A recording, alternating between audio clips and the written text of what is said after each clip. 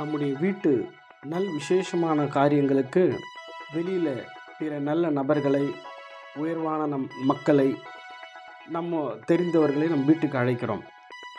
அவர்கள் நம்முடைய அழைப்பை ஏற்றுக்கொள்ளலாம், ஏற்றுக்கொள்ளாமலும் போகலாம். அந்த விசேஷமான நிகழ்வுகளுக்கு வரலாம், வராமல் போகலாம். ஆனால் ஒரு விஷயம், நம் தேவனாகிய கர்த்தர் நம் வாழ்க்கையில் இருக்கிற எல்லா சூழ்நிலையிலும் நம்மோடு வந்து நம்மை ஆசீர்வதிக்கிற தெய்வமாக இருக்கிறார். அது உயர்வானாலும் தாழ்வானாலும் கர்த்தர் நம்மை ஆசீர்வதிக்கிறார். அவர் நம்மை தன்னுடைய சொந்த ஜனம் என்று எண்ணுகிறாருங்க. உலகத்தில் யாராவது இப்படி எந்த கடவுளாவது யோசிக்க முடியுமா? வசனம் இப்படி சொல்கிறது. ஏசாயா 63:7 கர்த்தர் எங்களுக்கு செய்தறின் எல்லாவற்றிற்கும் தக்கதாகவும் அவர் தம்முடைய திரளான இரக்கங்களின்படியும் தம்முடைய திரளான தயவுகளின்படியும் இஸ்ரவேல் வம்சத்துக்கு செய்த மகா நன்மைக்கு தக்கதாகவும் கர்த்தருடைய கிரியைகளையும் அவருடைய துதிகளையும் நான் பிரஸ்தாபம் பண்ணுவேன்.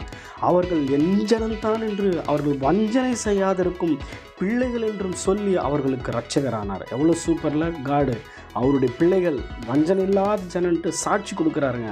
அவர் நீங்கள் நினைக்கிறப்பவே உங்கள் வீட்டுக்கு வருவார், நீங்கள் நினைக்கிறப்பவே உங்கள் வியாபார ஸ்தலங்கள் இருப்பார், நீங்கள் நினைக்கிறப்பவே உங்கள் பிரச்சனைக்கு நடுவில் மத்தியில் இருப்பார். நீங்கள் நினைக்கும் பொழுதே கர்த்தர் உங்களுக்காக பெரிய கிரியைகளை செய்து பெரிய காரியங்களை செய்து உங்களை ரட்சிக்கிற தேவனாக இருக்கிறார். ஏன்னா நம்ம வஞ்சனை செய்யாத ஜனம் என்று நம்மளை குறித்து சாட்சி கொடுத்திருக்கிறார்.